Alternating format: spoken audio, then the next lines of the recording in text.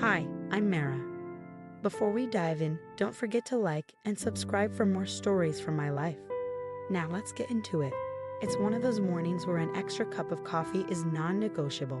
The sunlight barely filters through the closed blinds, as if trying not to disturb the fragile peace in our home.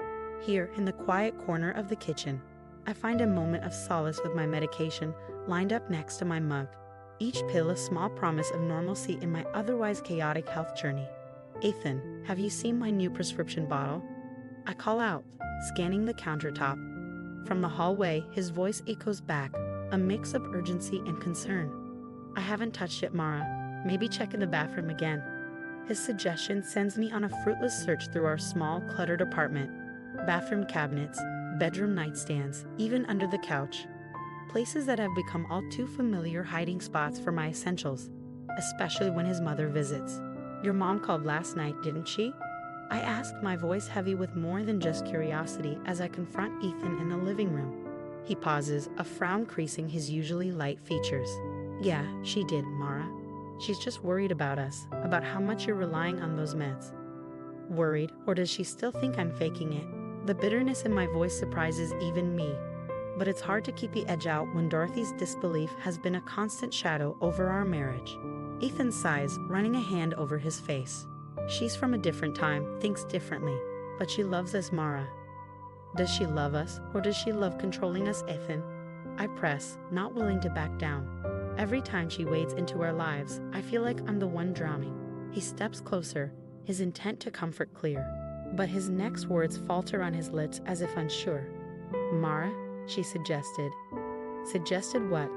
My heart races, a mix of fear and anger simmering just below the surface. That maybe you try a few weeks without the meds to prove to her you're really sick. The room spins a bit, and I steady myself against the back of the sofa. And you told her what? That her unlicensed, unmedical opinion is more important than my doctor's. It's not like that, he insists. She thinks it's all in your head, Anne. And you didn't defend me? The accusation hangs heavy between us. I did, Mara. I always do. It's just hard, you know. His plea is sincere, his conflict obvious, but it's not enough to soothe the sting of betrayal. Hard for you or hard for me? I challenge, the pills in my hand, now a symbol of the battles I face, both seen and unseen.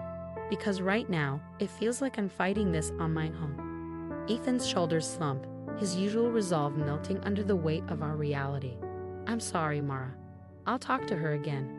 I'll fix this. As he leaves for work, the promise lingers but does little to quell the turbulence left in his wake. I turn back to my pill organizer, the neat rows of capsules now blurred through the tears welling in my eyes. Here, in the quiet aftermath of our morning skirmish, I brace myself for the upcoming medical review and the ever-looming presence of Dorothy in our lives. Her skepticism a constant echo in our conversations. But as I stand resolute, I know this. I will fight for my health, with or without their belief, because in this battle, the truest victory is survival, and I intend to survive. You didn't. Please tell me you didn't just throw them away. I say, my voice a mix of disbelief and rising panic. I had to, Mara. Mom was so certain. You know how she gets. She thought if you went without them and nothing changed, she'd see she was wrong. Ethan's words tumble out in a rushed whisper, his face a portrait of regret. And you thought gambling with my health was the way to prove a point to your mother. The room feels colder, the walls inching closer as my heart hammers against my ribs. It's not like that. I just wanted peace, Mara, for all of us. He reaches out, but I step back, my trust fraying like worn fabric. Peace? By making me sick. You call that peace, Ethan? My laugh is hollow bitter as I back away from him. I'm sorry, I didn't think. No, you didn't think. That's exactly right. My words slice through the tense air, my anger sharpening them like knives. And now, without my meds, I'm spiraling. Do you get that? Spiraling, Ethan. He sinks into the couch, his hands buried in his hair, the weight of his choice pressing down on him visibly. I can fix this. I'll get new ones, talk to the doctor, whatever it takes. And what about her, Ethan? What about Dorothy? When do you stop letting her puppeteer our lives? My question hangs heavy between us, loaded with years of her interference. I don't know. Well, think fast, because I'm not going to sit around being your mother's experiment. I'm pacing now, each step releasing a fraction of the storm inside me. The next day, while Ethan's at work, I find the old tape recorder, dusty but functional. It feels deceitful, underhanded even. But what choice do I have? I tuck it into the lining of my purse, a small bulge of betrayal and necessity. At dinner, Dorothy is all smiles and passive-aggressive jabs. Feeling better today, dear? You look, well, the same. Her eyes gleam with unspoken accusations. Funny, isn't it? How some illnesses don't have faces. You never know the battle someone's fighting just by looking at them. My tone is casual, but my fingers twitch around the purse strap. Oh, I can imagine, Dorothy says, her voice dripping with false sweetness. So many people these days claim things just for attention. Not that I'm saying you are, dear, but it does make you wonder. Her words are sugared poison. It does make you wonder who you can really trust. I reply, my voice steady as the recorder silently captures every venom-laced word. Trust is important, you know. Ethan trusts me. He knows I only want what's best for him, for you both. Her voice is too smooth, too calculated. And what you think is best is what matters, right, Dorothy? Even if it's not actually what's best for us? I challenge, steering the conversation like a pilot navigating stormy skies. Well, I am his mother. Who knows him better than me? Her laugh, light and chilling, fills the dining room, the recorder catching every bit of condescension, manipulation, and her blatant disregard for my well-being. Dinner with Dorothy is a masterclass in endurance, each course served with a side of insinuations. Really, Mara, all these medications, it's more mental, don't you think? A crutch, she says, her voice syrupy sweet, her words dipped in venom. Sometimes what we perceive as mental is just misunderstood. I counter smoothly, my fingers brushing against the recorder, ensuring it's still capturing every word. Oh, misunderstandings are common in families. But we're family now, aren't we? We can be honest here. A smirk plays on Dorothy's lips, the kind that tells me she's enjoying this far too much. Honesty's a two-way street, I reply, keeping my voice steady despite the pounding of my heart. The meal drags on, with Dorothy dancing around her true intentions, veiling her digs and fox concern. But as we linger over dessert, her guard drops just enough, coaxed by the false security of the familial setting. Ethan told me he helped you cleanse from those pesky pills. It's for the best, really, you'll see. Everyone will see soon enough that you've been just fine without them. Her grin is all teeth, no warmth. I feel a cold shiver down my spine, but I maintain my composure. And if I'm not just fine, I ask, my tone deceptively calm. Then I suppose you'll have proven me wrong, but we both know that won't happen, Dorothy. Her confidence is infuriating, but it's exactly what I need on tape. The next morning, my body betrays me. The lack of proper medication takes its toll, leaving me writhing on the floor, clutching my chest, gasping for breath. Ethan finds me, panic etched across his face as he dials for an ambulance. His mother's theories are far from his mind in the face of stark reality. In the sterile white of the hospital room, hooked to monitors and IVs, I make my plans. The recording is safe, tucked away, a silent ace up my sleeve. Ethan sits beside me, his eyes hollow with worry. I can't believe this happened, Mara. I should have never listened to her, he says, his voice breaking, laden with guilt. We can't change the past, but we can affect the future. It starts with facing the truth together. I reach for his hand, the recorder now burning a hole in my purse, metaphorically speaking. What do you mean? Ethan's brow furrows as his gaze meets mine. I recorded everything, Ethan. Every word your mother said about my illness, about the medication. It's time we confronted her with proof. My voice is firm, resolve steeled by nights of pain and betrayal. You recorded, Mom. His initial shock morphs into understanding, the pieces falling into place. Mara, if this is what it takes, then let's do it. Let's stop this once and for all. With legal counsel briefed and strategies laid out, the confrontation is inevitable.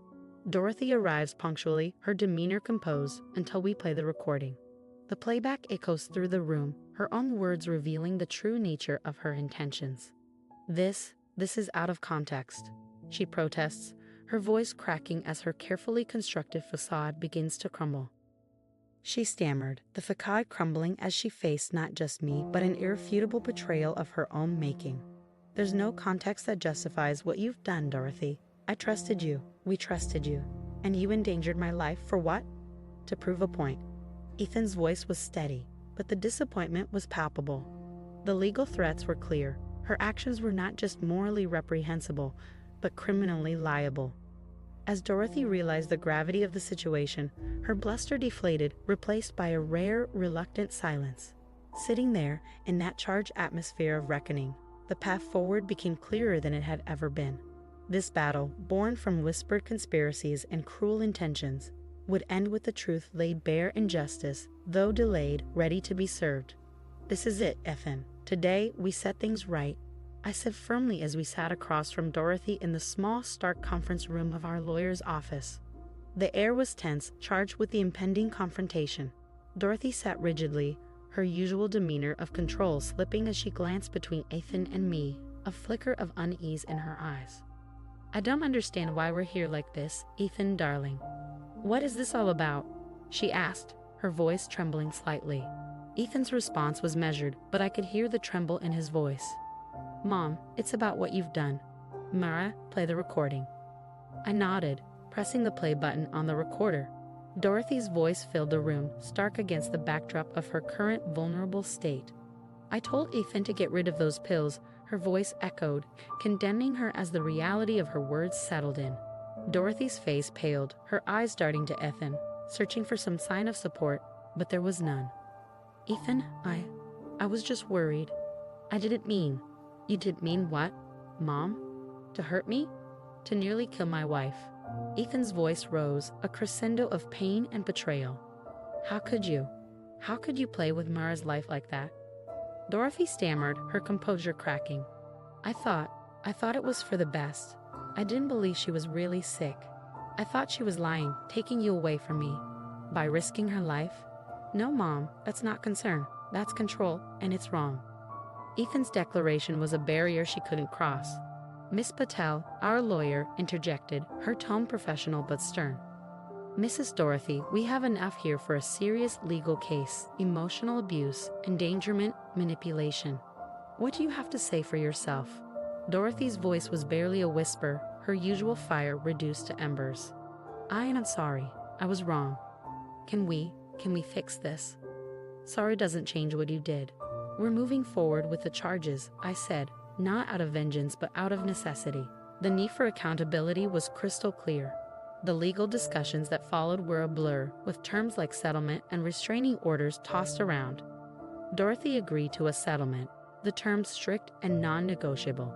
She was to pay for all medical expenses and damages, a financial acknowledgement of her physical and emotional trespasses.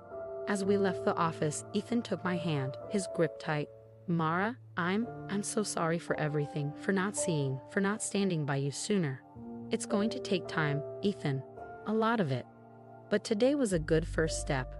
I replied, my words not just for him, but for myself as well, a reminder of the path forward.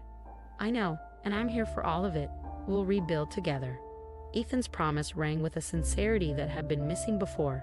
The weight of his mother's influence finally lifted. In the days that followed, my health began to stabilize, my body no longer a battleground for familial warfare, but a testament to resilience. I started attending therapy, both individual and couples, with Ethan, each session a brick in the foundation we were rebuilding. Life settled into a new rhythm, one where my voice was heard and my health prioritized. Ethan and I grew closer, the scars of the past slowly healing into lessons for the future. And as I reclaimed my health and our life together, I knew this. I was no longer just a survivor, but a victor. My spirit and body were no longer shackled by deceit, but lifted by truth and justice. The story has reached its conclusion, and Mara's struggle for justice has unfolded. Now, I'd love to hear your thoughts. If you were in Mara's shoes, would you have gone as far as recording a private conversation to expose the truth? Or would you have chosen a different path to prove your point?